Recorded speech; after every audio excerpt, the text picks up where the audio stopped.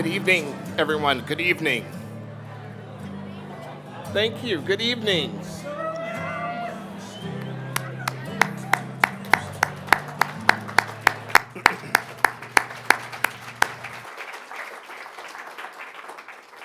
Good evening and welcome. I'm Michael Kleber-Diggs. I'm an instructor with the Minnesota Prison Writing Workshop, and I also serve on our board of directors. It is my pleasure, yay, to welcome you all here on behalf of the organization, our instructors, our mentors, the artists that we work with. Thank you so much for being here. We are joined tonight by writers, poets, community members, Department of Corrections staff members, family members, artists who have returned to the community, and more. It's my pleasure to welcome also everyone who's joining us online. I think there are somewhere around 200 additional people who are joining online. From St. Paul, which is the state capital, and Minneapolis, from Chicago, from Winnipeg, Canada, and probably other parts of Canada, and from the Philippines as well. So we've gone international. That's what's up. Tonight, I'm super excited that I'm co-hosting with one of my favorite writers, Zeke Caligiuri.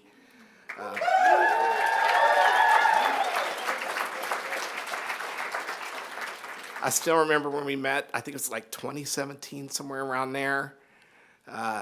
Technically, I was teaching the class, but I was kind of like, shouldn't Zeke be teaching the class? The writing was so sharp. Hey, this is a casual reading. That's why I don't have a tie on or anything like that.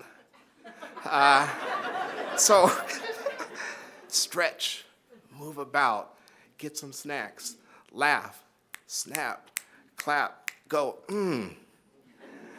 cough into your elbow. Like, be at home tonight, please. Kids are welcome here. Like, we want this to be a family affair. We have like a kids section. Check it out, enjoy that. Kids of all ages. But, you know, like if there's some young kids, thank you, I see you. If there's some young kids there, like maybe let them go first.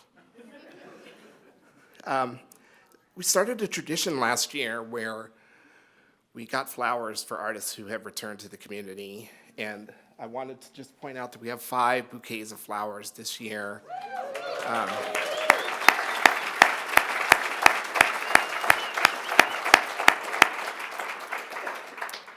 I also want to point out that Emily Baxter is taking photos tonight.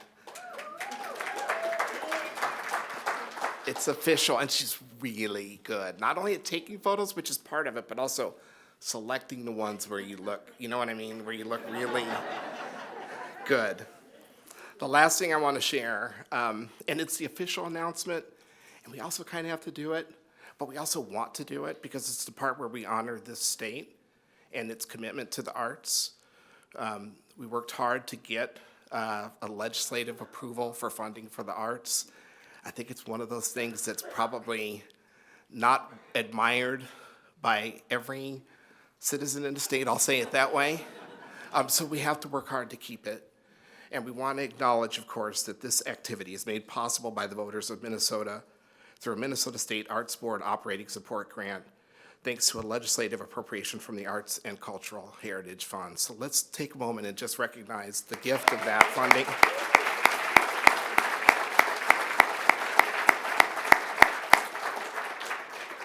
The last kind of table setting, housekeeping, welcoming, like rules of the show part that I want to share is like, we also have kind of a bookstore in the back. Check it out, check it out, check it out.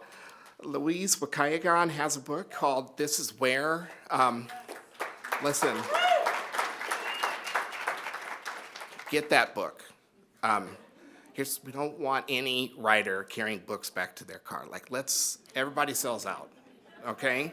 Antonio Williams is here also selling his book, Dreamweaver. With that, I'm going to cede the dais to my co-host. Very excited to welcome Zeke Caligiuri to the stage.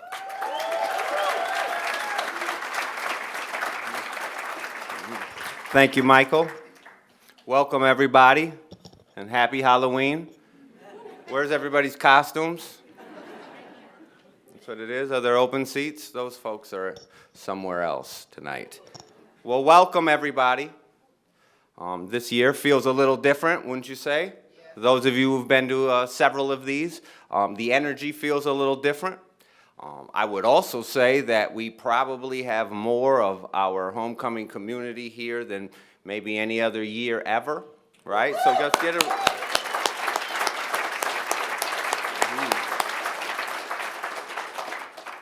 There are reasons for this. The one that is probably most prominent is that you just can't stop us, right? There's all sorts of reasons for it. But just know and accept it and understand that it's going to get bigger and there's going to be more of us coming. Open up your arms, embrace, welcome them home. So on your chairs, there are these cards. There are these blank cards that have this wonderful artwork by our very own Fong. Where's Fong at? Where's he at? Somebody. That's right. It is his artwork that has graced those cards, the programs for years.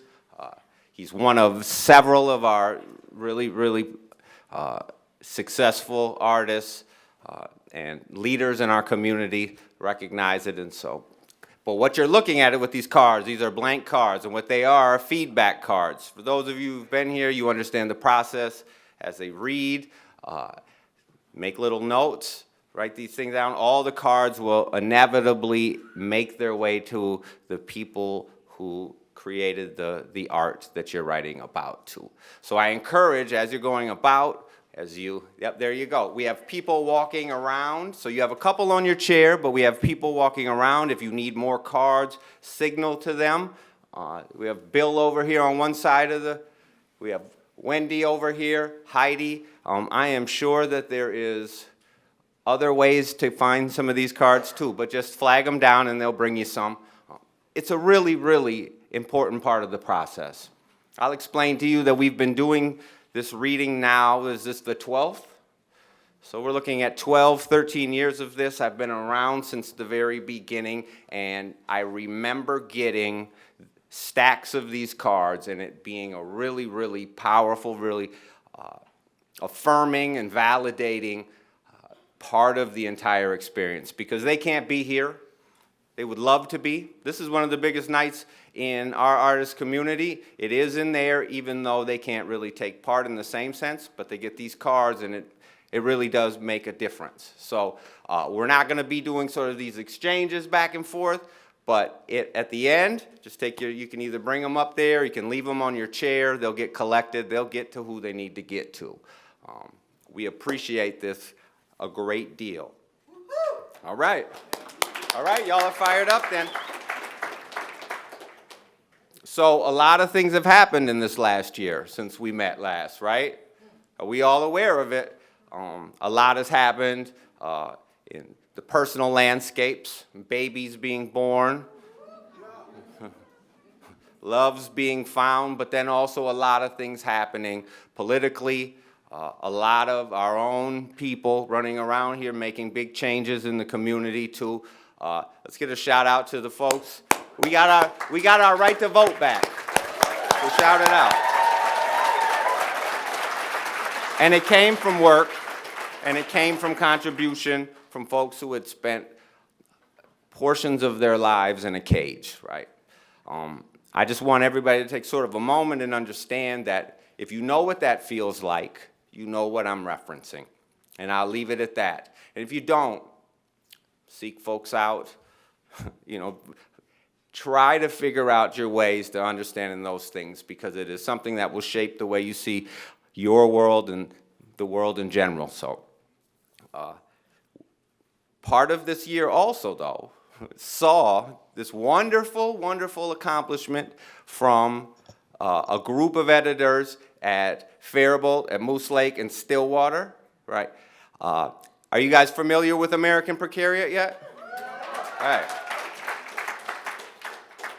Because Sue has been bombing social media with, and so we all know about it, but blessings, Sue.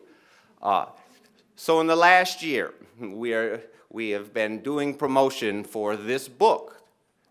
You guys are familiar with what the premise is? The premise is about the precariat class in the world, right? Like vulnerable classes, and it was edited exclusively by incarcerated people. So we are talking about a book about class in 2023, edited by all incarcerated folks. That just doesn't happen. As writers, right? Yes, I love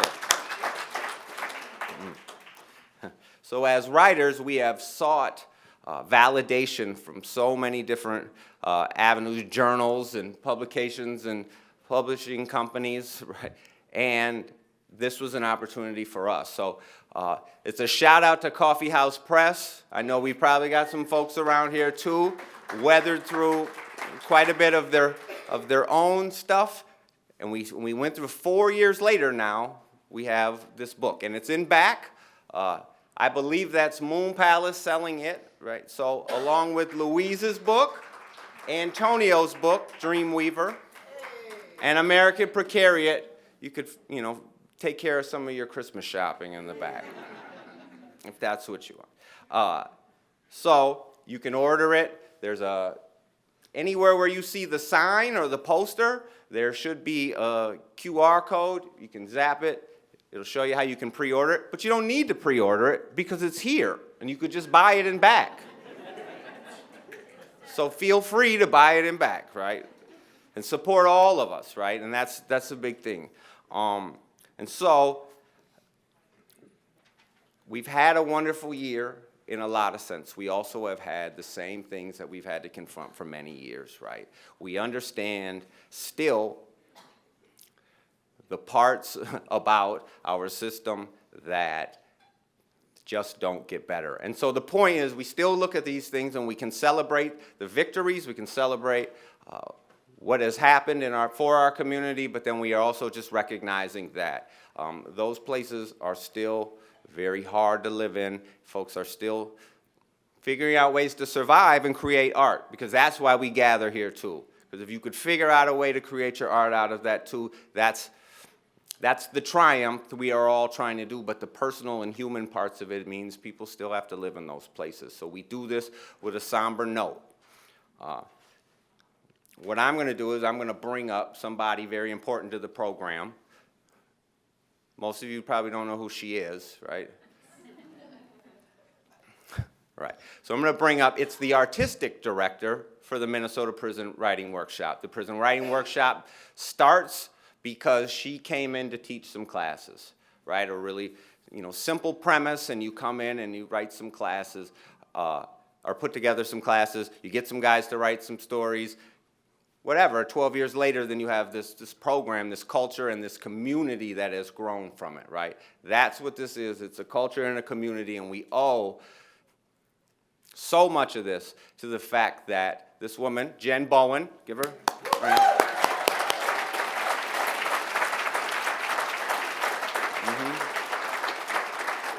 And you deserve so much more than that, right? No, truly. But we're going to bring her up here.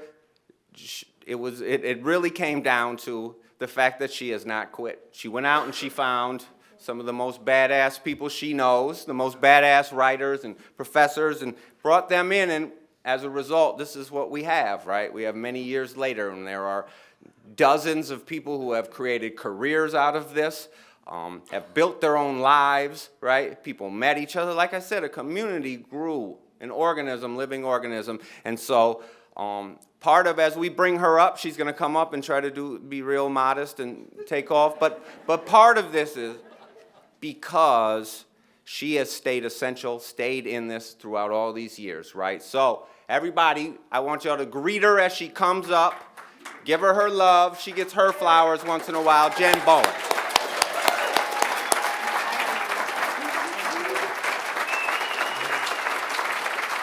Thank you, guys. Appreciate it. I just fired Zeke. Fired. fired from emceeing. Thank you all so, so much. Totally accept that applause on behalf of 25 instructors and 50 mentors and a lot of really wonderful staff and a bazillion beautiful students. So very briefly, I'm going to tell you who we want to officially thank tonight. And let's start with Zeke and Michael for hosting. They're a dynamic duo. They're definitely going to increase the reading time, but that's okay. They're worth it. They're elegant and entertaining, and we love them. Thank you all. Those of you in this audience, you're a huge part of this program. Jeff Young, a poet and attorney in training at Stillwater, says art is the bridge between prison and this community. Art allows people to see the truth of each other's humanity and the irreducible value resident in all souls.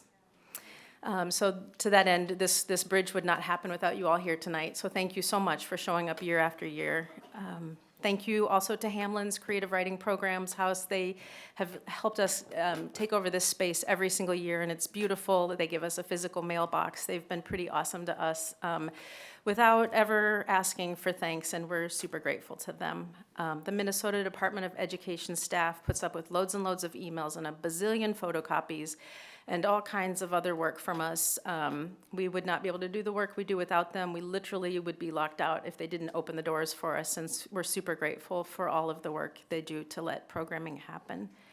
MPWW has this really wonderful, innovative board of directors. I don't know what other boards are like. This is the only one I've ever worked for, but the one we have is talented and warm, and they make us feel really supported, and they're really wonderful humans. And so I don't know how many of them are in the room tonight, but thank you all, wherever you are, over Zoom or, yeah, thank you.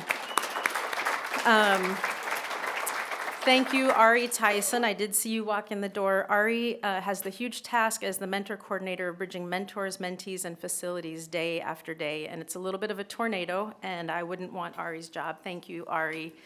Thank you, Rachel Moritz and Sue Wong, for pulling this event together and for all the hours of heart and work you put into MPWW throughout the year. We have a really eclectic workload, and everybody gets to do a little bit of everything. And so thank you guys for putting up with that chaos. And then I say it every single year, but MPWW instructors and mentors are the most extraordinary humans and artists. Their impact is immeasurable. And I picked the bad year to do this, but I'm going to do it anyway. I don't think you can truly know how special they are without talking to students themselves. And so I'm going to give you just the tiniest collage of student feedback that we've received over the years for instructors. And this is just a student gift to you all, instructors and mentors. It's a sample of some of the stuff our students have told us about how much they love you. There are so many ways to write poetry, and she taught me every single one. I don't know, probably Heidi did that, I'm not sure. I learned cool new ways to use image and form. I feel like I learned my voice in this class. Knowledge like this keeps me company. It stops me from going crazy. I have gained color from her class. Nothing is black and white anymore. You've given me back my power and control in a world where I have none. Thank you for accepting us as any other human being on the planet. I have gained self-worth. I have gained freedom. Thank you for reminding me that I have a responsibility to share my words, my story, my writing. Thank you for giving me the way to express all of me through each form. Thank you for teaching us not to be afraid. Thank you for wanting to hear. I like the way you forced haikus on me. When he said, "What does love look like on the page?" that's when I finally got it. Changed my life. I will be a writer someday. Watch for my pen name. Please, everyone, give MPWW instructors and mentors a huge round of applause.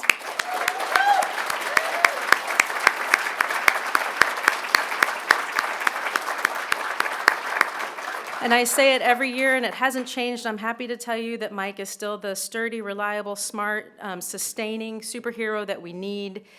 He's even stealthier now because he does it without sleep. I don't know if you guys know this, but Mike has a baby. And so when you leave, please find him and shake what our student Brian calls his dad hand, which I think is the sweetest thing I've ever heard, to tell him thank you, because he doesn't stand in front of the mic, but he does make all of this happen. And then, of course, most of all, thank you to the writers on the inside, those of you that will someday see this video when it plays in the facilities somewhere between now and 2029. We so appreciate you building community, sharing your work and your lives with us through workshops over hours and hours that have resulted in your beautiful, necessary work and all these worthy years. It is now my extreme pleasure to welcome home and to the microphone Davy Gray. They are a humble, smart, exquisite poet who writes masterfully in all genres. Davy, this might be the longest it has ever taken us to get to the intro, but thank you for your patience. Thank you for your patience.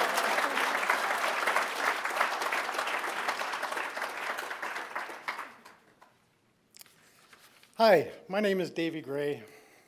My pronouns are they and them. And I'm here to welcome you to Beyond Bars, the Voices of Incarceration. It's the 2023 MPWW Annual Student Reading. Thanks for coming. I'm not here to tell you that everyone in prison is an angel. I want us to look a little deeper. Out here in the world, there are mirrors, big walls of silver-backed glass that you can use to look at yourself. Smaller mirrors on stands, or on handles, or in compacts. I carry one around. It's round and shines like rose gold. It's not, because I got it for like $3 from a slow boat from China. It has a normal side and a magnifying side, and I kind of love it. Real mirrors are hard to come by in prison. Most cells have a dull metal surface above the sink, dented and scratched. Sometimes you can almost see yourself in it. Like so much out here in the world, mirrors are easy to take for granted. Being able to look at yourself, to assure yourself that you exist, that you are real, that somebody sees you. Words can be mirrors too, a way to reflect, a way to look deeply into yourself, a way to know you exist, a way to see and be seen. That's not obvious. We're all taught language, and we have to learn how to use words to give life, not to wound, to oppress, to classify and separate and deny. One reason mirrors are rare in prison is fear. Fear that someone will use them to hurt others or themselves, and that's valid. Some people have been taught that the only way to safety or to see themselves as people or to know that they exist is to hurt other people or themselves. Incarceration is one way to manage that, an attempt to remove every conceivable way a person might hurt someone or might exert power in a system designed to remove all power, to teach its subjects that they can do nothing, they can be nothing, they are nothing. These are lessons that don't go away. Most people who are incarcerated have been taught these things again and again since they were children. And often they spend their lives trying to live up to what they've been told they are, because they can't see themselves and they can't see other people through the fog. Instead of helping people learn something different, incarceration assumes that they haven't been taught hard enough and doubles and triples down on the lessons.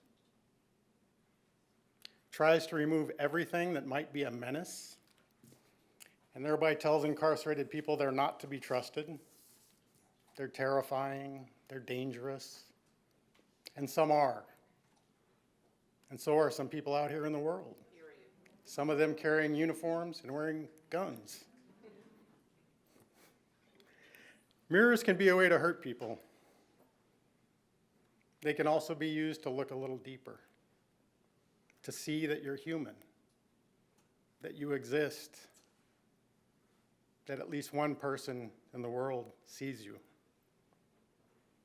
In those ways, mirrors are like other people, and also like words.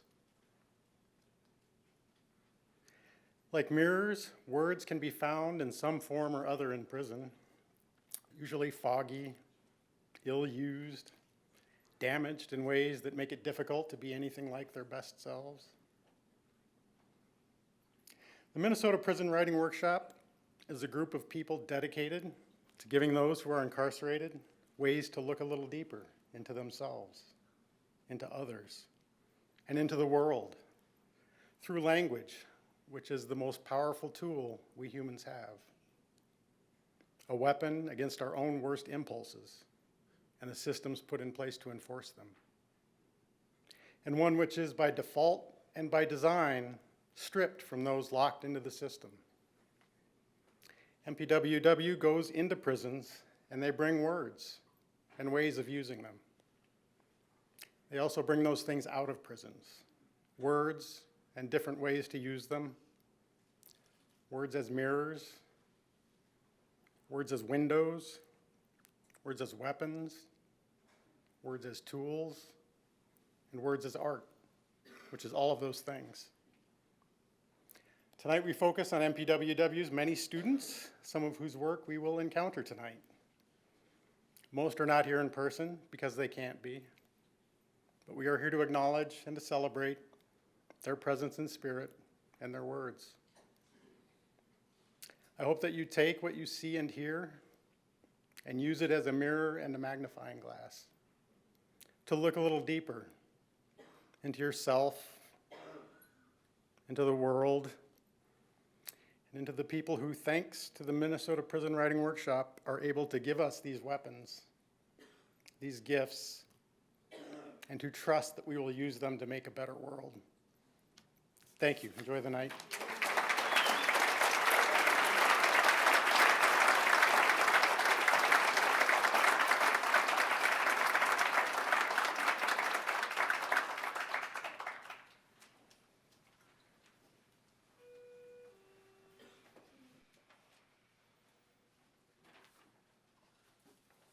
So now that we're in full-fledged reading mode, I'm going to bring up to the stage somebody who has a wonderful reputation in the writing community. He's coming up to read for one of our own, B, who, if you guys have been here for any of these readings, you'll know that he was a part of everything from the very beginning.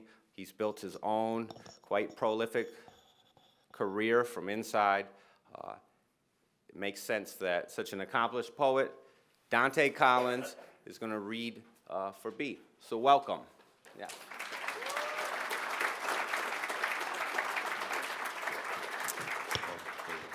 Good evening. Thank you, Zeke. We can't be stopped is rattling in my head, and it has since you said it. The momentum in this room is haptic. The love and true embrace. I was telling Mary that it's an honor to be here. It's an honor to participate in this with you. Thank you, Sue, for the invitation and the opportunity to lift B's words and worlds. I have two stunning poems. Also, I'm just trying to ground myself after that prayer. That was stunning.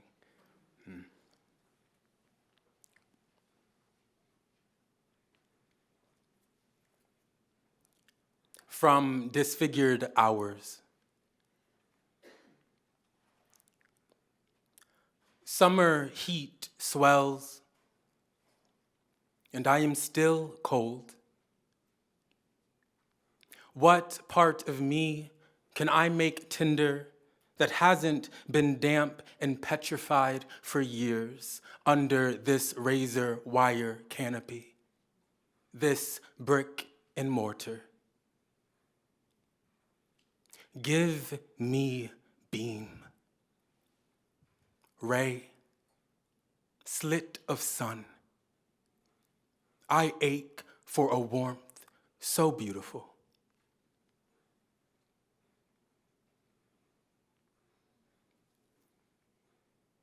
the self as a pilgrimage.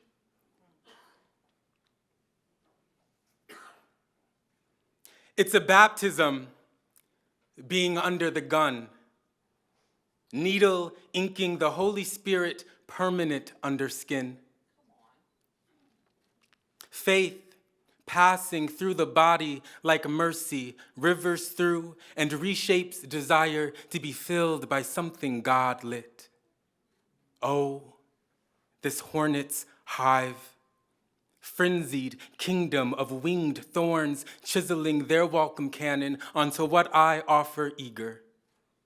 Bleached and blank parchment, ready vessel. Praise the motor's simple hymnal, its sustained hum, its ohm and hot poke, how heat tenders my arm, pit to elbow, an ordainment by this minister of 1,000 small pains. Praise the bloodline, wipe rag, bacitracin, the way blood blacks into a storing of pearls after the final pass. Each beaded release a sacrament staining the white linen I lay on in this man's cell as he gospels my arm into art. There, I alter my most lost, reincarnate divine, and ink cleansed. Thank you.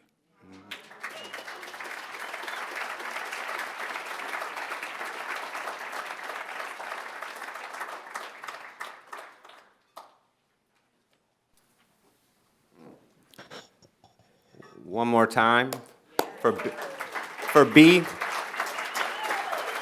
and Dante. Thank you.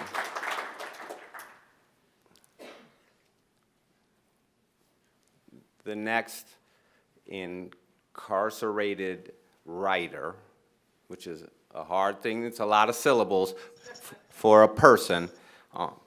Glitter Squirrel has been with us and off in space and in the universe now with us for the entirety probably of our program here. She is one of our most prolific writers. And Kate is going to come up here and read for Glitter Squirrel. How many of y'all have been coming and listening to Glitter Squirrel for several years? All right, all right. All right, show the love. Is everybody writing down on the cards? All right, it's good. Keep up. You know, also you can write feedback to Fong for his artwork. You can also write feedback to the music that you hear. Will was our intro. He's a songwriter, part of the Faribault Writers Collective. Support, same with, at the end, we have Haji, work by Haji. So by all means, feel free. Write notes to them as well, too. They are a part of it. But everybody welcome Kate.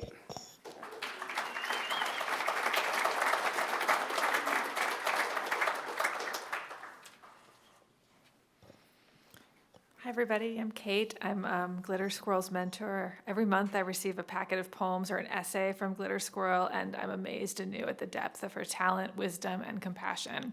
I'm very honored to be reading to you tonight an excerpt from her essay, Eulogy. I will try not to cry while I read this. I think I'm going to fail, though. Eulogy, an excerpt by Glitter Squirrel. My mother is talking to dead people, which I've heard can be common for people who are close to passing. I'd like to think the dead people are spirits welcoming the now living in order to make their passing easier, like Walmart greeters, except they are family or friends whom we know and love. I find this fascinating, but it can't be a good sign for recovery. I've been calling the new number all week, but no one answers. I've been making little note cards to send to her, drawing sketches I've copied from a Beatrix Potter book. My mother loves these illustrations, little rodents in little coats and shoes eating early vegetables that may or may not have been stolen from a nearby garden. She has a thing for children's bunny books. She cannot call me. I haven't seen my mother since 2014. She hasn't driven in years. I now realize I'll never see her again in this lifetime.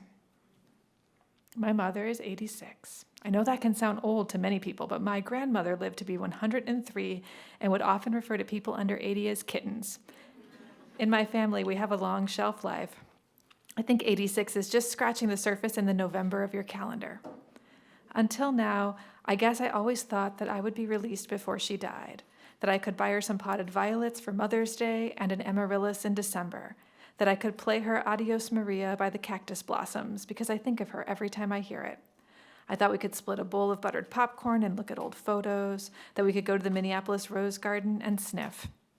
When she passed, I wanted to give her a beautiful eulogy that focused on her jewel-toned gardens of lilies and delphinium and her rose bushes that she bought by fragrance. To see where her ashes will be buried. I keep calling, no one answers. In the state of Minnesota, incarcerated adults, juvenile residents, are allowed to attend one of the following: a deathbed visit or a funeral visit. Deathbed visits when approved. Deathbed visits may be approved for juvenile residents and for incarcerated adults housed in a minimum custody program, unless an exception is approved by the facility warden. Deathbed visits are allowed only at a healthcare facility, only in private to an immediate family member, and only when death is determined to be imminent by a healthcare provider. Funeral visits are approved for juvenile residents and for incarcerated adults housed in a minimum custody program, unless an exception is approved by the facility warden.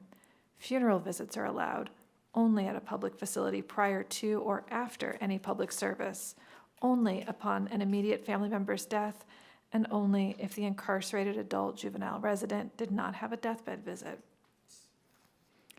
My friend Jamie was allowed a deathbed visit with her father in 2011. She arrived at the hospital dressed in bright orange scrubs. Shackled and handcuffed, she was forced to hop and shuffle through the hospital until she reached her dad's room. They did not put her in a wheelchair. She was given 1 hour. A funeral visit is an appointment alone in a room with the deceased family member and 2 prison guards. While given time to say our last goodbyes, we are still shackled and handcuffed. We are without any other family. So yes, it is possible to see a parent before they pass, but here's the thing. Isn't the primary point of a funeral to surround yourself with people who loved the recently passed and share stories about what made them great in your eyes? To cry together and find closure and healing now that your person is no longer suffering. How often has a loved one taken a sudden turn for the worse and died before a deathbed visit could be set up? How many people were raised by someone who was not technically immediate family? My mother loves mandolin and accordion music and lilies and forget-me-nots and children's book illustrations. She hates swearing and can't swim and is scared of heights. She is a baseball fan and loves all Minnesota team sports. She privately mourns a miscarriage every November that happened over 60 years ago. And she pens in beautiful cursive, but no longer writes. Thank you.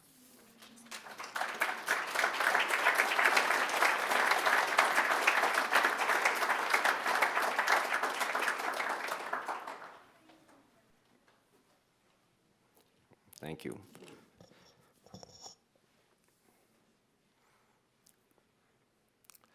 All right, so I'm getting ready to read for Bino. You guys know Bino? Shout him out. I was fortunate enough last week to be able to do a radio interview with NPR with Bino, in which he talked about his harsh editorial work on a piece by Kalia Yang. And if you know who she is, you know she's pretty big in our local literary community, national literary community, and Bino took it as an opportunity to turn her white page red. So shout out to Bino, he's one of our very own.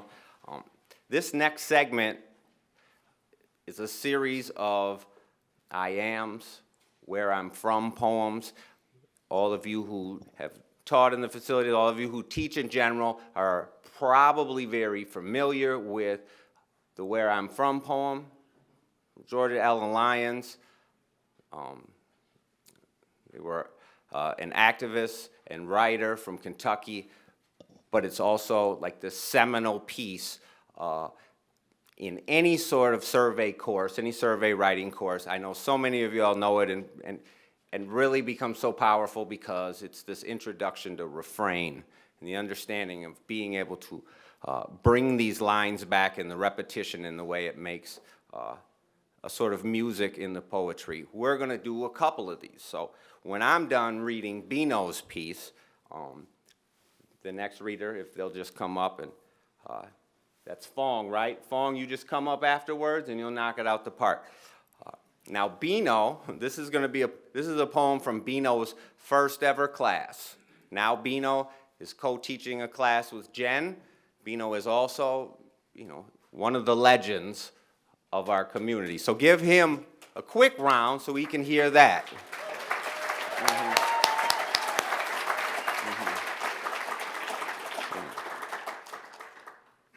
Now I got to get his poem because I left it over here. This is Where I'm From by Bino.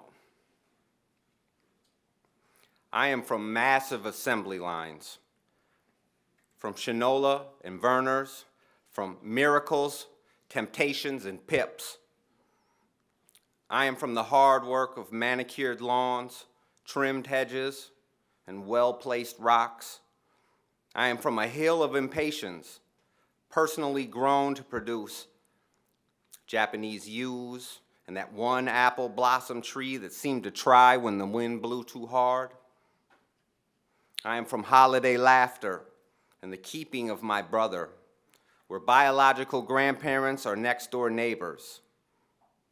I am from hard work and secrets, from be quiet when grown folks are talking, and boy, get me some cold water. I am from John the Baptist and Witness of Jehovah, and I question both and all their relatives. I am from Detroit, filtered through Mississippi burning, Friday fish fries, black-eyed peas and cornbread. From the murder mystery of the KKK and Papa Chuck's revenge, and the 40 years in prison, served by Papa Chuck before meeting his great-grandson. I am from the artifacts lost in the Detroit fire, stone pictures from my mother's credenza, and the rusty box of secrets of the South's past that's hidden somewhere in Detroit's desolation. Thank you.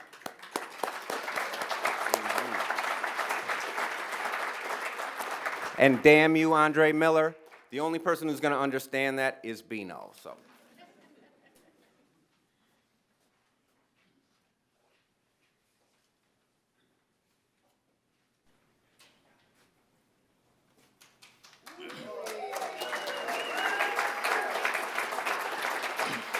All right. I'm trying to hold the phone and read. This is the first time me holding the phone and read. Okay. Oh, thank you. There goes Jen. Good job, Jen. Where I'm from. I am from music like Holiday by Green Day to Good by My Lover by James Blunt. From homemade chicken noodle soup to microwave ramen. From Walmart tees and jeans to prison grade and sweats. I am from refugee camp surrounded by fences to life surrounded by prison fences. From people who escaped communist genocide to awaiting deportation to my communist birthplace.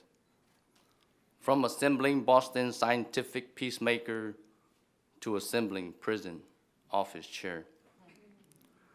I am from come out of your room, the food is ready, to counts clear, courtyards open, unit 53, go to chow.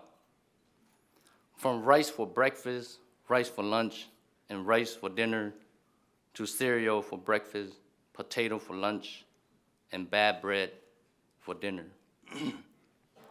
From street with nightly gunshot sound, to living in a place with no streets, in the sound of the condemned. I am from teaching like, if you believe in evolution, you are a monkey, to learning tolerant for all beliefs. From the fear of being judged for all my imperfection to a release from anxiety. I am from trying to fit in with my friend to discovering I belong with my family. Thank you.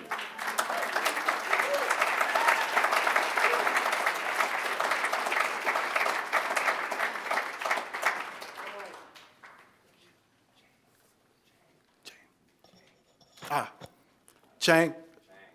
Shout out Chang. Shout out Chang. My name is Antonio.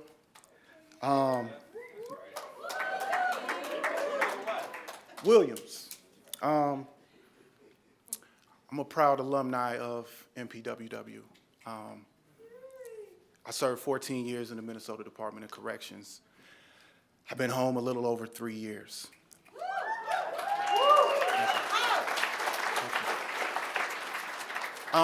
So while I was incarcerated, I wrote a book. This book was an act of rebellion. This book was an act of resistance. Not the act of writing, but writing something about joy when I couldn't see it, couldn't smell it, couldn't fathom it. So this isn't a book of darkness, of the trauma. This is a world I created that helped me get out of that. So The Dreamweaver is a YA novel. Please, 13 to forever, you can read this and find some joy in it.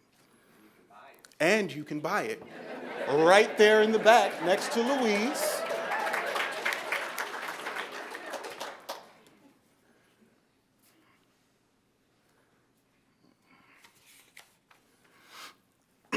I'm gonna throw y'all right in. It's hard for me to find a place to read because I feel like I'm gonna give all the juicy stuff away, so.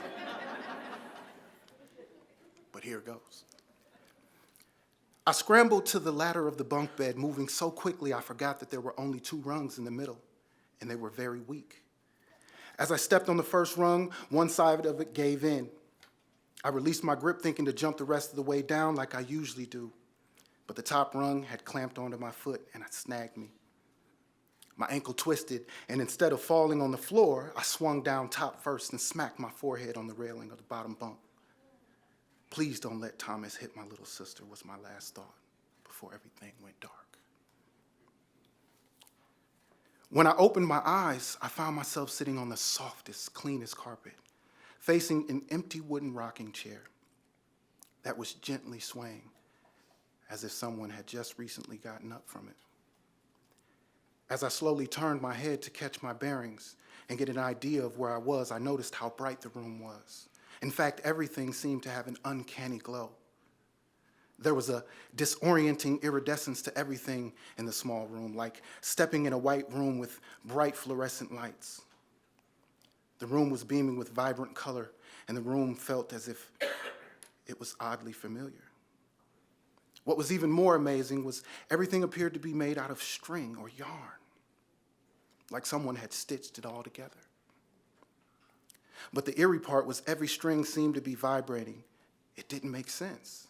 Even the walls looked like some tightly woven quilt that was alive. I looked down at the carpet and saw it was subtly undulating like it was alive too. A door that I hadn't been aware of, or had it just appeared, opened, and in walked the most beautiful woman I had ever seen. She had the skin of smooth, dark chocolate. Her lips were full and slightly pink, and her eyes were shaped like almonds with long eyelashes. Her hair was long, at least to the middle of her back, and very curly with an unnatural shine. It looked almost wet. She was wearing an all-white gown that covered her figure. I noticed she had a small bundle of black yarn and a golden crochet needle in her hand as she walked in front of me and sat down in the rocking chair and began humming and knitting. I almost thought she didn't know I was there until she spoke. "Do you understand it, Tony?" she asked without looking up from her weaving. Her voice was so sweet-sounding yet clear and firm, but her lips weren't moving. She was still humming that same tune. The effect was so delightful I couldn't help but smile as I replied, I don't know. I almost whispered, and then I found my full voice that seemed so crude in the presence of this lovely being. The only thing I can think of is this must be a dream. I mean, how can the carpet or even the walls be moving? I finished in an amazed and bewildered tone. A dream is nothing more than a misunderstood reality, a glimpse of the past, the future, and the eternal present, a symbol that holds the key to many doors. So I am in a dream? I asked. Yes, but so is everyone else. Does that mean none of this is real? I mean, my child, this is the only thing that is real. The world is one big dream weaved from the purest substance there is. You must open your mind to see between the strands of physical embroidery. Your dreams are real and they have the power to manifest. She looked back down at her knitting, and I tried to digest what she just told me. Then she began communicating in that same beautifully serene voice. In the world you know, they say all matter vibrates. That is true everywhere. What you see in the carpet and the walls here, Tony, are vibrations. The underlying power that animates all life, including you. I suddenly got the urge to look at myself in a mirror. I glanced down at my hand, still softly rubbing the carpet, and for a split second, I couldn't distinguish my hand from the carpet. I snatched my gaze away and focused back on her. Who are you? What's your name? I blurted out. I am Neith. It sounded like weave. Neith, are you God? Some call me by that name. I must be dead then. No, child, she said with a smirk. Nothing is dead, and you are more alive than you have ever been. I hope I don't forget you, Neith, I said sincerely. Many have, because they have forgotten their true selves. She looked into my eyes intensely. Where are Lisa and my mom? I said as I thought about it. On their way back, she replied with the same maternal joy I often heard in my mom's voice. Back? They were here too? Yes, everyone has been here, and all will return. I looked around, still mystified, and then it hit me. This was my room, just much more vibrant. I was so busy trying to make sense of it all that I didn't notice she had stopped knitting. Without a word, she got up from the chair and kneeled in front of me on both knees. She motioned me forward to do the same. So I got to my knees too, and she stuck the needle and the crochet out. Take it. It's time for you to weave your own dream. I reached my hand out to grab it, but as soon as I touched it, it seemed to draw itself into my palm and vanish. I looked back up into Neith's face, and she was a lot closer than before. Our bodies were nearly touching. I felt a powerful energy radiating from her as she bent down and kissed me on the forehead and then embraced me the way a loving mother like my mother embraced me. There will be times when you will feel more alone than anyone else. When you do, look within yourself. I am always with you, and you are never alone. The tears started running down my face as I began to cry softly. They began to flow so steadily that it clouded my vision, and the more I blinked, the blurrier things got. Finally, everything went dark, and all that remained was the residual feeling of comfort, safety, and power. Neith's embrace.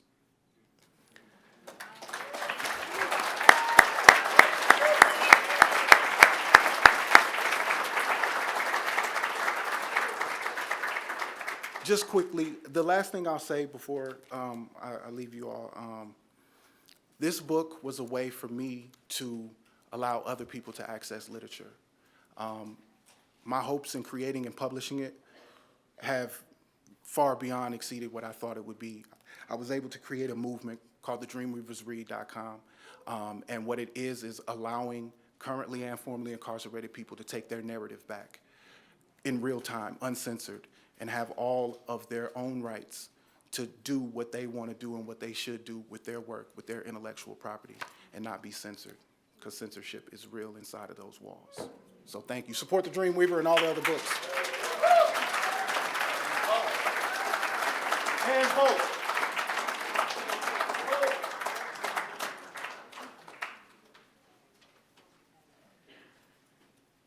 How we doing on cards, guys? Everybody's good? We've got them. They're floating around. Where is Michael Torres? He's ready. You ready to roll? All right. Shout out. Bring Michael Torres, one of our favorite instructors over the years. Also one of the most profound poets that we know, too. So welcome. Come to your thing. Yes. Welcome. Come on.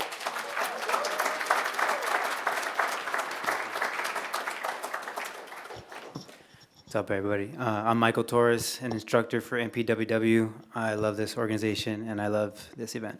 I'll be reading two poems by two different poets, and so this first one is by C. Fausto. Yeah. It's called Bambi. Bambi is the first movie I recall seeing in the theater as the most rambunctious and innocently annoying version of myself at 6 or so. My uncle takes me during my big sister's first sleepover. When Bambi's mother got shot, it reverberated so deeply through my little palpitating heart that roots grew all around it, choking me to sobs, creating a rift in my timeline. I was so exhausted, I fell into an abysmal sleep, neck cranked, in those stained and worn red cushioned seats.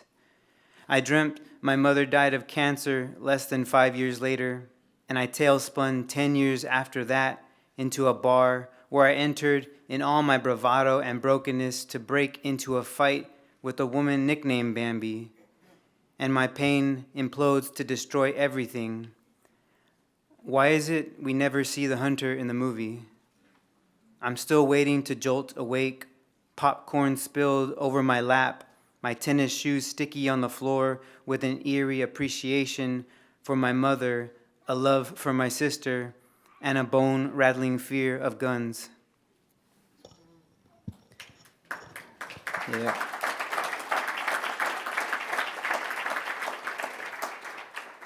The second poem is by Warren, called Defiance. There is no need to run, so I slouch about. I laugh at my own jokes. I think they're quite funny. The world would demand there be hunters and scavengers, though I'll never claim either. Still, I am both. I bully and cower. Each does its work. Both are necessary at the times I would choose. I thrive on the bones. The hunter's left scraps. I need only what she cannot chew, digest. I circumvent phyla. I do not fit neatly into any class, order, or family. And I think that's funny. Thank you.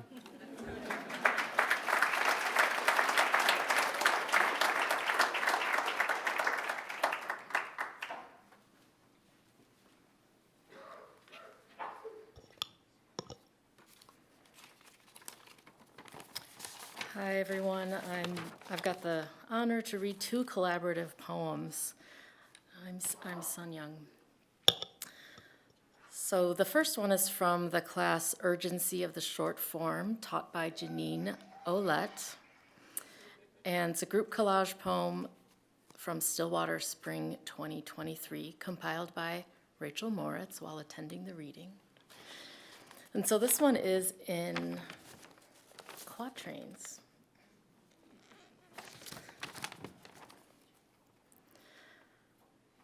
I remember when my neighbors gave me a tamarind.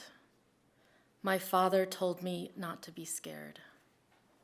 I remember an old man making a coffin on my way to school.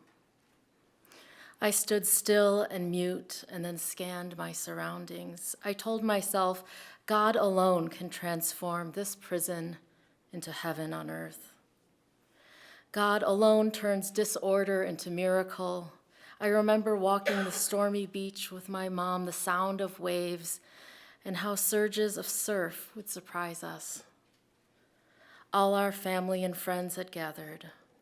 Mom was gone. For a little solitude, the back porch ran the width of the house, a place heavy with memories. A miniature yellow rose. A fern towered in a pot in the corner. To a 9-year-old, that was magic. I wonder what happened to that wide-eyed boy. I remember her voice, strong and caring. I remember drinking from a grape soda can that sat in the sun. I remember my first kiss with Brenda Lee. Her voice cracking. I remember her life, not her death. I remember the girl on roller skates and wanting her to teach me. I remember laughing at dry leaves beneath my feet. Digging for treasure under the willow tree in the midnight waters of the Caribbean, the infinite darkness of midnight seas. No turbulence or eruptions. I am I, kneeling in dry rice kernels, holding cans of wax beans, throwing 1,000 punches. I remember straight lines. Peeling shrimp, my first night in California, men driving with scorpions, the zipper pod of the state fair, and the chemical smell of seats on the Greyhound bus. No mushy rice matches my outfit. Twist the wrist and let the last 3 knuckles make contact first. Jump back up. I remember rows of vases and hung pots of flowers on the throne of a gold-painted metal shelf, the door, the excitement. We got to surprise them immediately in your face. I remember my first laptop. The smooth silver surface waking up in a grown man's body, dashing along the bright green grass, being greeted with all the sweet things that I loved. I remember the newborn tabby that hid under the house, performing the way my childhood hero performed, what I dreamed of. Thank you, Stillwater.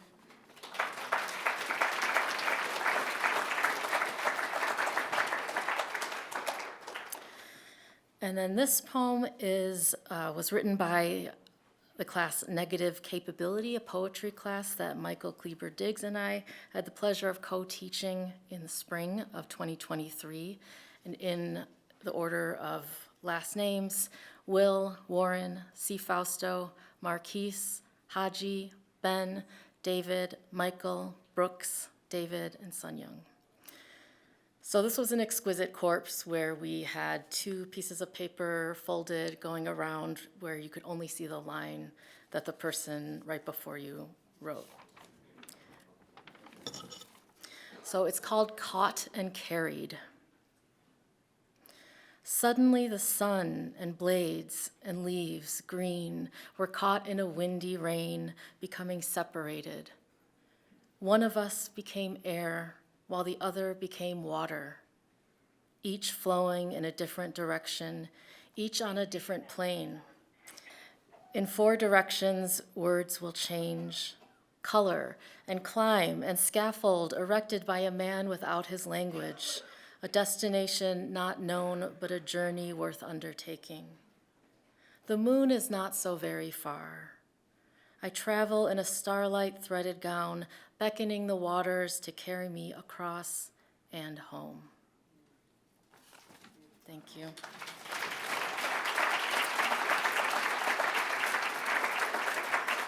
Is Charlie Baxter in the house?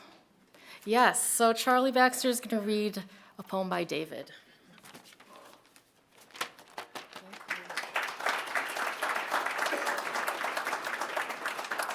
Hi, everyone. This is an excerpt from a story by David called The Cello in the Cell, and it's in the form of a letter. So I'm going to read the head notes. To Andrew Thompson, Baltimore, Maryland, from a music student in Stillwater, Minnesota, November 1st, 2030. Dear Andy, the day I was arrested, someone bought the winning Powerball lottery ticket that was worth $1.2 billion. I remember dreaming what I would have done if I had won. You might not believe me, but I'm being serious here. I'd open up a phone book and randomly pick out a name and give the person half my winnings. This was my last daydream as a free man. Just the thought of a complete stranger receiving all that money for no reason brought a smile to my face. Of course, there's no such thing as a phone book anymore. And Andy, I hate to tell you, but I didn't win no lottery. They're going to execute me tomorrow morning, and they gave me this evening to write a farewell to a loved one. I decided to randomly pick out a name and write to that person. I've never been to Baltimore, and I don't know anyone named Andrew Thompson, but I figured there's bound to be at least one Andrew Thompson in Baltimore. I'm sure the authorities will find you and give you this letter. I'll begin at the sentencing, because that was really the first time I died. It's when one life ended and another began. Tomorrow will be my second and final death, but don't worry. This isn't a confession. I already confessed to the cello. I was sitting there next to the public defender. He was 39 years old, but he looked much younger, healthy, and in shape. And I didn't feel that way at all. And so one of the first questions I asked him was what he did for exercise. Looking back, I think that was really a strange question to ask. It had nothing to do with my case, but I'm only telling you this now, Andy, because when you get arrested, you go into shock and you ask bizarre questions for no reason. I run in the evening on the treadmill, he answered. That was really the only detail I remember of him, that and his kindness.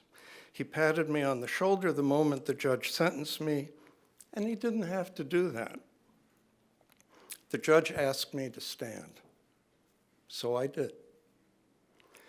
Johann Sebastian Bach's Cello Suite No. 1 in G major, said the judge. And there was a pause, and then, acting as if he was granting me a kind of mercy, he added, but only the prelude. The public defender let out a barely perceptible groan. Then it was my turn to pat him on the shoulder. It wasn't the music we had been hoping for. We thought maybe all I would be sentenced to was a guitar chord, or maybe a scale on a flute, or maybe the worst thing the judge would sentence me to would be Twinkle, Twinkle, Little Star on the violin. But Bach? That meant I would be sent to a maximum security prison. When I arrived at my cell there was the cello waiting. You would think they would have issued me the cello when they issued me my one set of baggy prison clothes, but if they had, it would have been less dramatic. There was no desk, no pillow, no books, no paper to write on, no shelves. Only a simple chair, a brown varnished stained cello with its bow, a mattress, and a cement floor. I took a few steps toward the cello, held it, and then took a deep breath. For the moment, the wooden scent of the cello relaxed me. That hollow space within the cello was where notes lived, and I tried to breathe it all in. I figured it was the first step. I knew nothing of music. They didn't teach music to people like me. But in that moment, my mind was open to the possibility that I could master a language I never had had the opportunity to hear, to really and completely hear. I don't want you to think that it was a dark cell or that it was a dirty cell that never saw the light of day. It's a very modern prison. The cells are really small and soundproof rooms. It is true that there was no window, but there was a single voltage light bulb that never shut off. All I had to do was play the prelude in Bach's Cello Suite No. 1 in G major. Andy, I'm not sure how old you are. you might be older than me, but just in case you're younger, much younger, you might not be aware of what a prison sentence used to be like. If a person committed a crime, then they'd be sentenced to a fixed amount of time, 2 years, 5 years, 20 years, everything in between. In some cases, about 10% of them, the length of time was much greater than 20 years, life. The person would die in prison. Thus, the saying went that to serve a prison sentence was to do time. Now we say to serve a prison sentence is to do music. That first night in the prison cell with the cello, I'll admit I did what almost all prisoners do their first night. I talked to it. I told the cello my life story, thinking that my honesty would somehow save me or make the cello easier to learn. I didn't try to play any music on it, wouldn't even touch it, because I was worried that I would break it. And besides, even though I knew this would not be the case, I thought that someone would give me a music lesson in the morning, sort of as an orientation. At some point, I must have stopped talking and fell asleep. A short, efficient knock woke me up. I opened the door. An officer peeked his head and looked at me, looked at the cello, and said, "Very good, Brian." And those were the same 3 words I heard every day for I don't know how many months.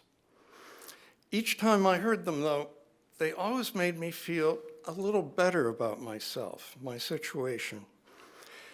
It was as if I had just received a blessing from the officer, from the Department of Corrections, from the judge who had sentenced me. Those 3 words let me know I was right on track. After I heard those words the first time, I was all ready to start practicing, like I was pumped up. But yet, I didn't really know what Bach's Cello Suite No. 1 in G major sounded like. I knew of it, everybody knew of it. I didn't have to wait long. The single light bulb in the cell started to flicker on and off deliberately. Then the locked door automatically opened. I walked out. All the cell doors had opened. There was a long line of incarcerated humans stepping out of their cells. Everyone looked at their feet as they walked. I was surprised by how quiet everyone was. No one knew each other. All the bodies walking together could have been one body, one long caterpillar. Then I looked at the tiers above and below me, everyone walking silently. Looking back on that first day, Andy, and now that it's my last day, I can honestly ask myself, why were we so quiet? Sure, we were instructed to be. First rule in a Bach prison is no communication between prisoners. Told if we made any noise or even a gesture, they'd take away our cello for a day, a week, a month. Another reason was that everyone was trying to focus on what they were about to hear, get into a certain state of mind, of pure receptivity. We should have rebelled, even if the only form the rebellion took was in whispers. What did all that focusing and compliance really get us? I found a seat in a large auditorium and looked around. Most of the incarcerated were staring very intently at the stage. Some had their eyes closed. The young and old alike fidgeted. No one's body was like the public defenders.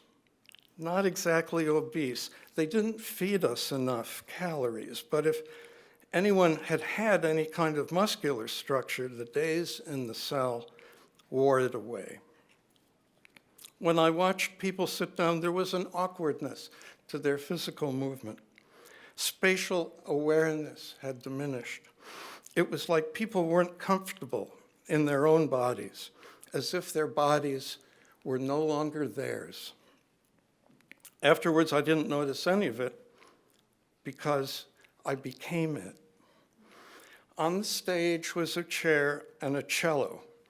Officers were walking up and down the aisles like ushers, but the opposite, ready to kick people out who made the slightest noise.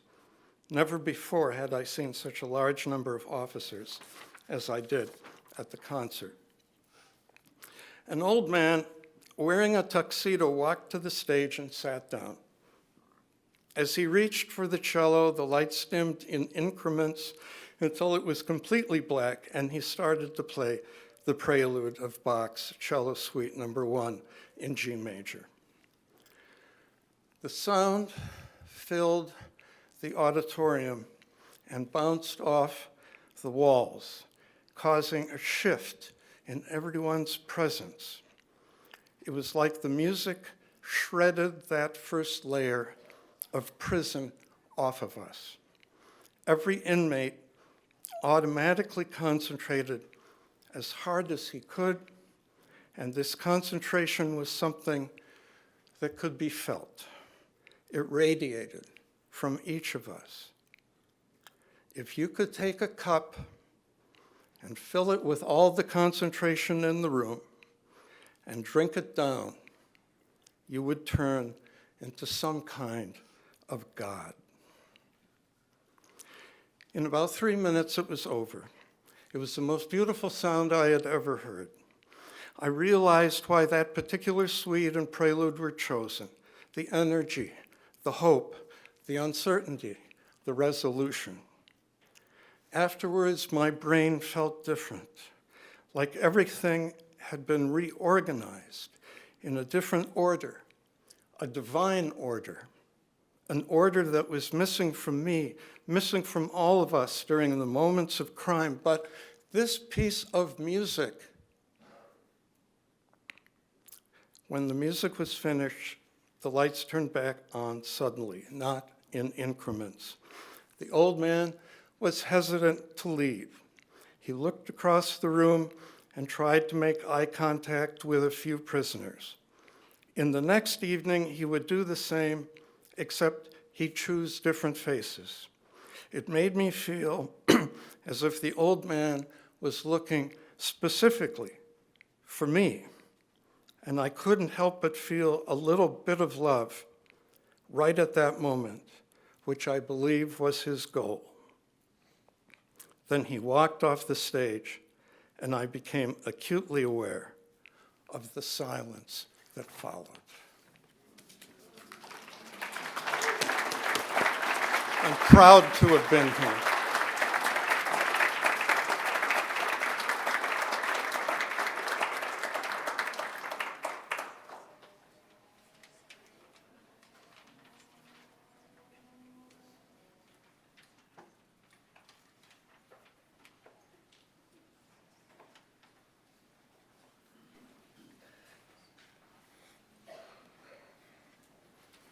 All right, hello there. Am I sounding okay? Coming in too hot? Great, all right. I am Ty Chapman. I'm going to be reading 2 poems by Kennedy.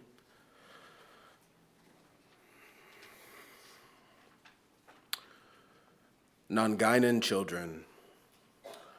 The past unburies itself, traveling backward for what was almost there.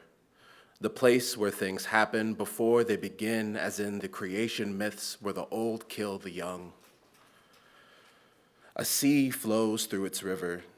Butterflies turn back into larvae. A man carries a river in a basket. The waves claim again the honor to take Africa's children from the Caribbean back to Nonguinan, that kingdom under the Atlantic Ocean. Unhinged. The piano wheezed, sobbed. A soughing from the teeth of the elephant, plucked keys and bred curses, rebel songs of bad men, genuine madmen, building and unbuilding sound until silence itself faints like the elephant in the Serengeti, with ligaments ripped from the bone. Thank you.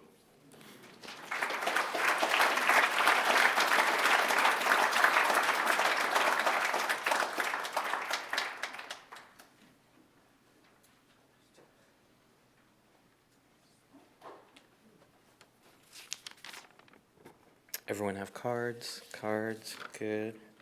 I'll be reading for Cody, that's C-O-T-Y, if you're gonna write it on the card, which please do. I was lucky enough to have Cody in class last term at Shakopee, and I'm honored to be reading this piece by her named Autopilot.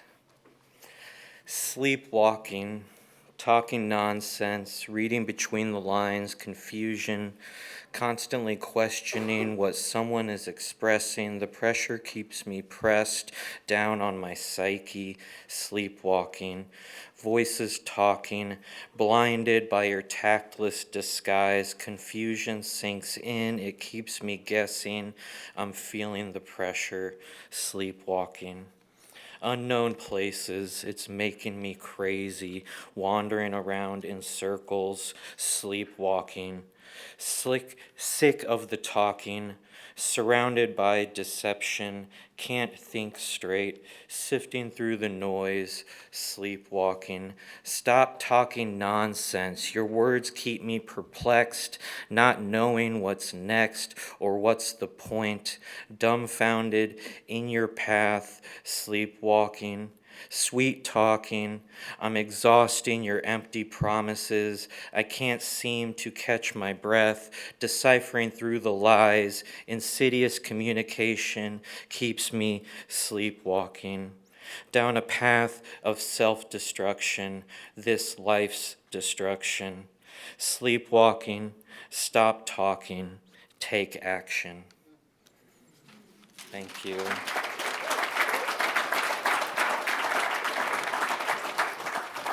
Up next, we'll bring back the inimitable Fong.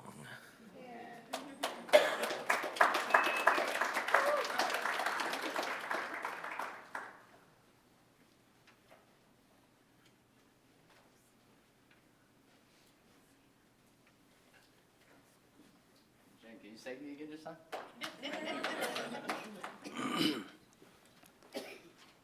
So, this is an excerpt and is still very raw, so bear with me, okay? I call this Picket Street. A solid bell ring pierced my ear. My muscle jumped briefly. Seconds later, 4 short consecutive bells followed. Then came the bomb of trapped men and souls screaming over the steel bar slamming shut. I made it just in time for the afternoon count inside the castle on Picket Street. Without my command, my body went on full alert, my eyes tightening and scanned the vicinity for threats and the blurry window for familiar faces. I listened for recognizable voices.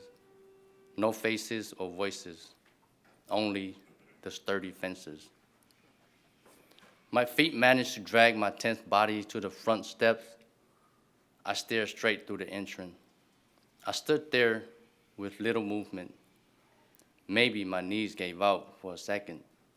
Maybe my spirit left my body and ran back to the idle car waiting for my return. Perhaps my brain was triggered to hesitate because I might be in an unauthorized area. Perhaps I had an out-of-body moment. Just 15 months and 10 days ago, I was standing on this exact concrete, carrying half of my life inside a brown grocery bag, where for the first time, without my permission, my tears cleaned my dirty face and sent a sacred prayer of gratitude to my ancestor for keeping an eye on me throughout all those unwanted years, where I had looked to the sky and pictured my ancestor in a round golden table, fully dressed in colorful silk, rejoicing, eating pork fat and drinking rice wine wastefully in their kingdom. because I was about to take the longest walk with loved ones to their car, sitting in the parking lot, waiting to finally take me home. Where I hid my face underneath the prison blue because I refused to look back. Footsteps behind me brought me back to earth. The double sliding doors opened as R in her scrub walked by me. She quickly greeted me and walked past me, unaware that I was stuck. She smelled the same. She looks the same. I tried to muster the courage to say, "Hey, do you remember sending me back from a sick call and making me wait for 2 weeks just to check on my inflamed psoriasis that was bleeding through my socks because I was scratching it?" But nothing came out as my eye followed her through the door. At the same time, 2 people in black uniform made their way towards me from the inside out, chatting. I made eye contact, then dropped my eyes back to my secure feet. I couldn't hear what they were saying, but who they are, I remember.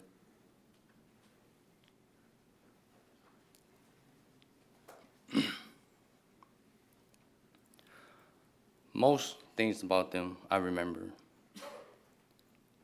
Everything on them I remember in detail. I glanced up at the black number 970 stickers in the middle of the window above my head and took a breath. There's no turning back now. I entered the lobby that almost never sees sunlight. My head spun in circles, looking at the walls, checking every exit possible just in case I need to make a run for it. My eyes came up to a stop at the sight of fine cut letters that read Stillwater above and behind a metal detector.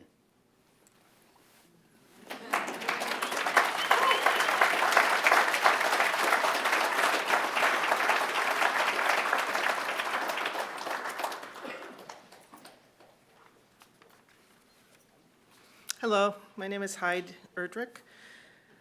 I am in awe, as I'm sure many of you are, but I'm also full of gratitude.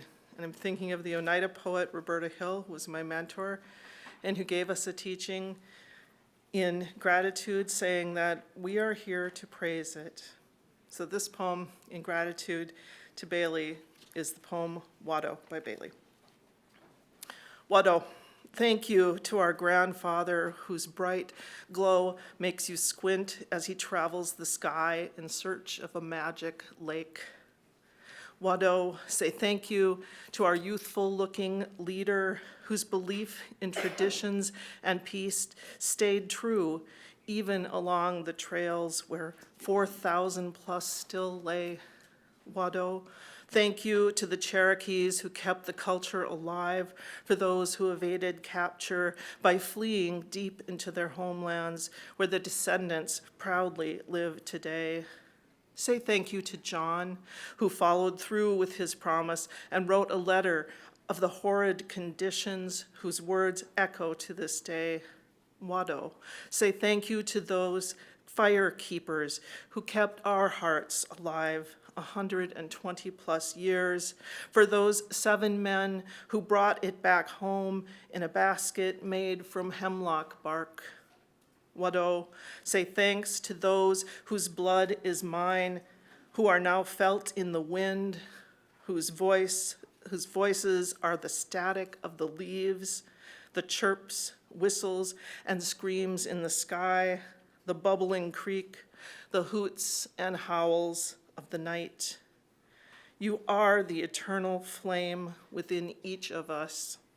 Wado, I say thank you, White Owl, for enduring those extreme lows, especially in captivity, growing your flight feathers, getting ready to soar. Wado.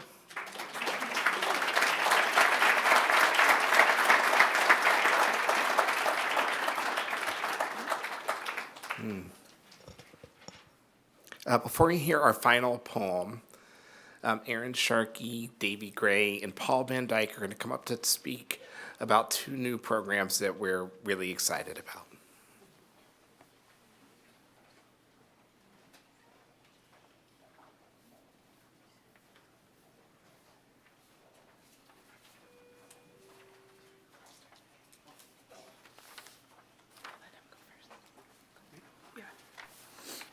Hi, my name is Paul Van Dyke.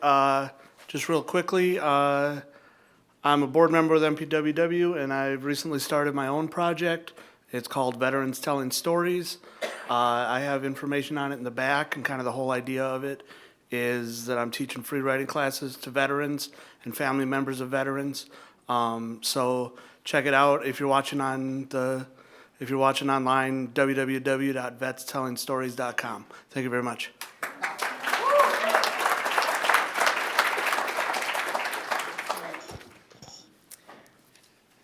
Hi, y'all. I'm Davey. And I'm Erin. The Reentry Lab is an exploration into opportunities for folks coming home from incarceration. More and more MPWW students are coming home every year. Many of them are in this room right now. Davey came home this year.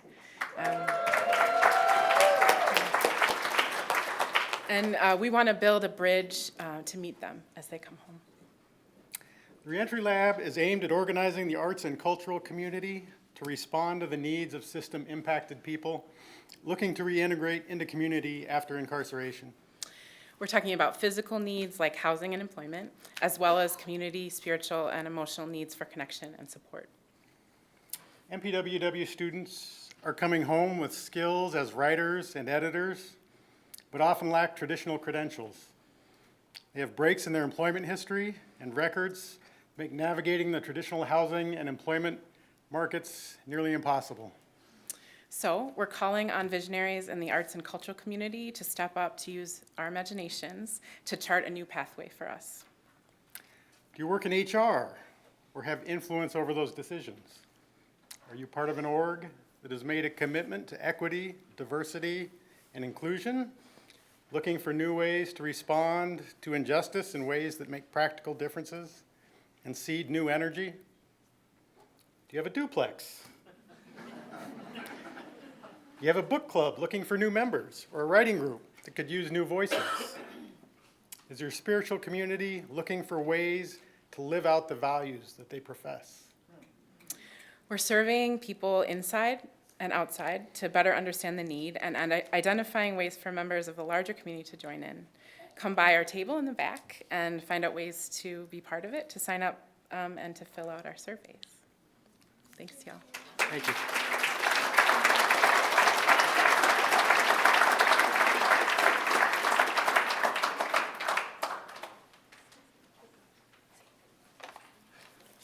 It's okay to ask for a comment card. If you don't have one, you'll want one. You're going to burn a hole right through it.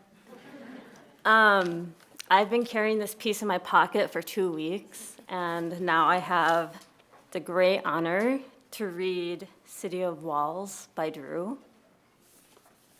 City of Walls. The men and women who lived in the city had lost their legs, not literally, but they felt that way so often, it sometimes seemed true. They might walk every day, but the roads were a trick. In the end, at the end, only circles and dead ends were found. Sometimes they might climb upon another's shoulders and peek over the wall and see a slow-moving river lined with trees, a pump house, and a blue water tower, or nothing at all. Stories were told of places far and away. Everyone seemed to have one. The other cities they'd lived in before, the people that they knew, the exciting or sad or stupid things they had done with, for, or to those friends, family, or foe. In this story, in this city, in their stories, it's all the happy families and their stories that are different. The stories of pain, loss, and failure told in a city of walls are the ones that ended the same. Many men and women leave the city of walls behind. Others do not. Sometimes they keep in touch, most often not. Not out of malice or even a wish to forget. Like anywhere else, life simply moves on. The past fades away. Those who stay behind in the city of walls, with streets nothing more than circles, find their own ways out, above, below, and beyond.